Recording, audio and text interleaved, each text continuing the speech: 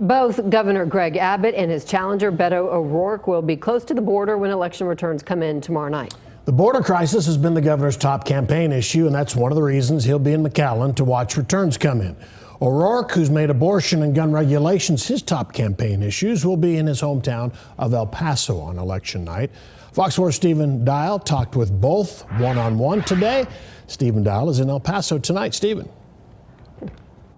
Former President Barack Obama gave Beto O'Rourke a last-minute campaign ad today in the form of robocalls that went out to Texas voters on the eve of Election Day. Now, O'Rourke and his campaign are hoping that the polls are off because right now it shows Governor Abbott has a comfortable double-digit lead. Nearly 5.5 million Texans voted early for the midterm election as the November 8th finish line is in sight. The reason why we gather today is to turn out more votes. These students are going to decide the outcome of this election. Governor Greg Abbott is seeking his third term in Austin. Former Congressman Beto O'Rourke trying to stop him, but polls suggest Abbott has a double-digit lead. Both candidates have logged thousands of miles and spent millions on campaign ads. Sunday, Abbott was at the Potter's House in Dallas and another event in McKinney. And during a one-on-one interview with me, he said his big focus is on flipping Hispanic voters red in South Texas, spending election night in McAllen as he continues to center his campaign on the border crisis. Do you think that will be a key reason that they click your name on Tuesday when they go to the voting booth? What the Biden administration is doing on the border is leading a lot of people on the border, whether they're Hispanic or not Hispanic, to vote Republican. They are angry about what the Biden administration has done. O'Rourke will be spending election night in his hometown of El Paso. Monday, he focused on young voters, holding rallies at Texas A&M and Texas State.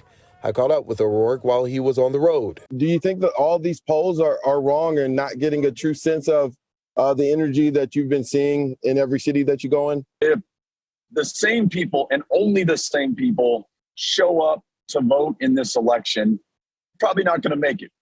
But if those that we have yet to hear from in previous elections, people who just turned 18, who just naturalized, or for whatever reason haven't voted in a previous midterm or just haven't voted at all because they didn't think it mattered. Of the Supreme Court's abortion decision and Texas's new abortion law, plus the lack of stricter gun laws following the Uvalde Elementary School massacre, did not move the needle in polls for O'Rourke. O'Rourke stood by his strategy of focusing on those issues despite the polling. In a last attempt to energize voters, former President Barack Obama recorded robocall messages that went out to Texans Monday, supporting O'Rourke and Democrats' position. On reproductive rights, Greg Abbott has signed one of the most extreme abortion laws in America. Beto O'Rourke will protect a woman's right to choose. Some Republicans have spoken up, saying Texas's abortion ban should make exceptions for rape and incest. Governor Abbott has not taken a clear stance on the issue. Do you want the legislature to address the topic of rape and incest? So there's going to be a lot of bills that will come up on a lot of issues concerning abortion, and we'll see where they go. But my main focus is on protecting the life of the mother.